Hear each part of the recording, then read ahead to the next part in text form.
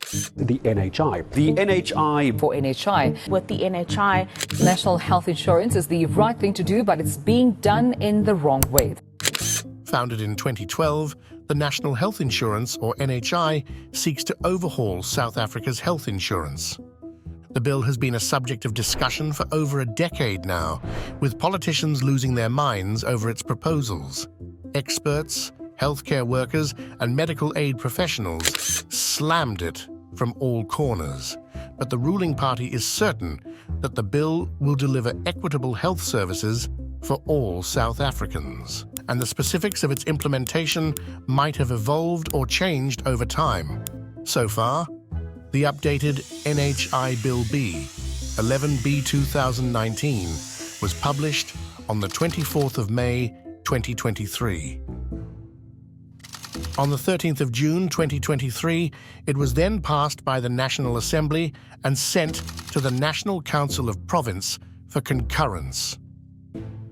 The bill was then passed by the same National Council of Province and set to the President for assent. Now the fate of this bill lies in the hands of the most powerful leader in the continent. The National Health Insurance (NHI) bill in South Africa is a proposal designed to achieve universal health coverage in the country. Under the NHI, the government will offer a comprehensive range of health services at no cost in both private and public healthcare facilities. This initiative is seen as a significant stride towards promoting more equitable access to top-tier healthcare. Over time, medical aids will shift their role to providing supplementary coverage. This entails covering procedures or treatments not included in the government's designated package of care. As a result, the government is positioned to become the primary purchaser of health services in the country, procuring them from accredited private and public facilities through the centralized NHI fund. But then, how will this all be funded?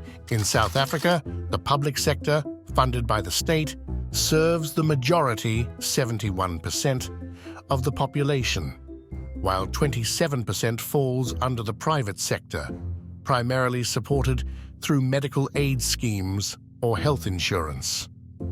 The NHI aims to offer all South African citizens access to essential healthcare services, regardless of their socio-economic status. Now you wonder, where will the country obtain the funds to cater to over 98% of the population? According to the bill, increases in personal income tax, contributions from the working class will be required to support the NHI, potentially leading to the diminishing significance or obsolescence of medical aids. The implementation of payroll tax. Both employees and employers will be subject to payroll tax, collected through the pay-as-you-earn system, akin to a SARS tax form. This measure will compel individuals without medical aid to contribute to the NHI. The funding strategy for the NHI includes reallocating funds from medical scheme tax credits, redirection of health funds from the national budget, health funds from portions of the national budget allocated to provinces, including those earmarked for hospital upgrades or specific disease treatments, will be redirected to support the NHI. While the precise cost of the NHI is not outlined in the new bill, as the National Treasury has not provided cost estimates, the 2011 Green Paper on the NHI projected that general tax increases would need to be around 3% of the country's gross domestic product. These additional funds are earmarked for allocation to the NHI fund, responsible for acquiring healthcare services from both public facilities and private healthcare providers under contract. It is noteworthy that earlier versions of the draft NHI have faced criticism for inaccuracies in their projected costs. In the future, accessing basic health services through the NHI will require individuals to enroll at either a public or private clinic. In the case of illness, individuals must initiate their care at these clinics. Should a higher level of care be deemed necessary, obtaining a referral from the clinic to a hospital or specialist will be a prerequisite. Failure to adhere to this process and directly seeking advance care may result in the NHI fund declining coverage for the associated healthcare costs. How are medical aids responding to all of this? Numerous NGOs, medical schemes, and other institutions have strongly opposed the proposed single-payer model, wherein the government would be the sole purchaser of all essential healthcare products and services. So, of course, they're not happy. The NHI is impacting their financial interests, which is why they're saying it's too costly. Our public healthcare system is not up to standard. Some advocate for both systems to coexist. In its submission to Parliament, the medical aid scheme Momentum Health argues that the NHI bill lacks provisions for leveraging the capabilities of medical scheme administrators to aid in the procurement of healthcare services for the NHI. Adrian Gore, CEO of Discovery, advocates for the implementation of the NHI by the government. However, he emphasizes the importance of eliminating the perceived risk that medical aid schemes may face closure in the future. Gore contends that the potential shutdown of medical aid schemes, which fund a significant portion of health services, poses a threat to investment in the health sector. This threat could discourage health professionals from practicing in South Africa and inadvertently limit access to high-quality health care. Discovery Health holds the dominant position as the primary medical scheme administrator in the country, commanding a substantial 40% market share. Consequently, the proposed changes are expected to have a significant financial impact on the organization. And yes, they have presented an alternative proposal that aims to ensure continued benefits for them while maintaining the existing structure of spatial healthcare. The South African Medical Association expresses support for the idea of universal health coverage. However, it notes that several proposed changes in the bill lack thorough research on their effectiveness and potential to enhance service delivery. The association emphasizes the need for adequate funds and a well-defined framework to achieve the desired outcomes. The Health Market Inquiry suggests alternative, less intrusive measures that the government could implement to ensure the health system operates in the public interest. This recommendation is made in light of concerns that, under the National Health Insurance (NHI), medical schemes will be restricted to covering healthcare not provided by the government. Additionally, as comprehensive medical aids persist, there is a shift towards standardizing a basic coverage package throughout the industry. This aligns with what is already available in the public sector. And while comprehensive medical aids are still around, they will also be shifting to standardize a basic coverage package across the industry in line with what's already on offer in the public sector. But what are politicians saying?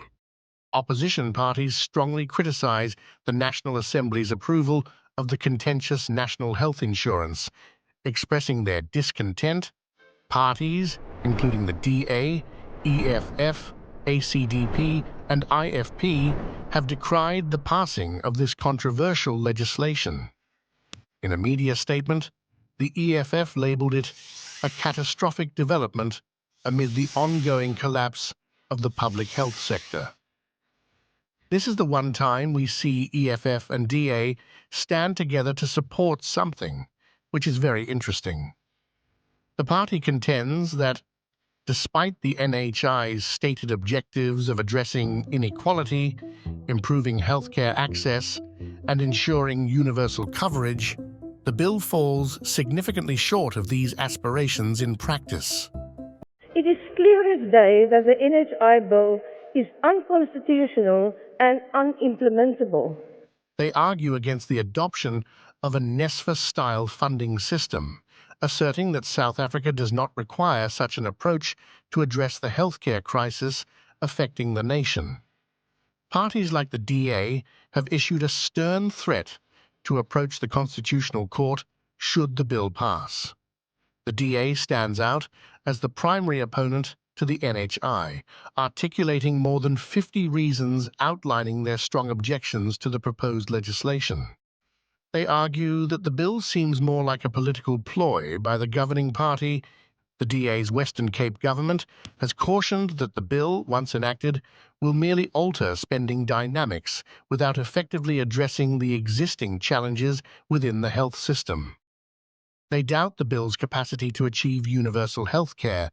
The province contends that the NHI bill has been expedited through the cabinet without allowing the National Health Council the opportunity to thoroughly deliberate on its implications. Now, these political parties plan to draft a letter to President Cyril Ramaphosa, urging him either to return the bill to the National Assembly or submit it to the Constitutional Court for a constitutional validity assessment. It's crucial to highlight that the NHI bill has been under discussion since its proposal, and the details of its implementation will undergo continuous refinement. Many, particularly middle-class South Africans with the means to access private health care, express apprehension about the government's ability to manage state funds effectively. Concerns raised encompass not only corruption, but also structural challenges within the public sector and the departure of healthcare professionals. The advancement of the NHI bill hinges on legislative procedures, public feedback, and governmental decisions.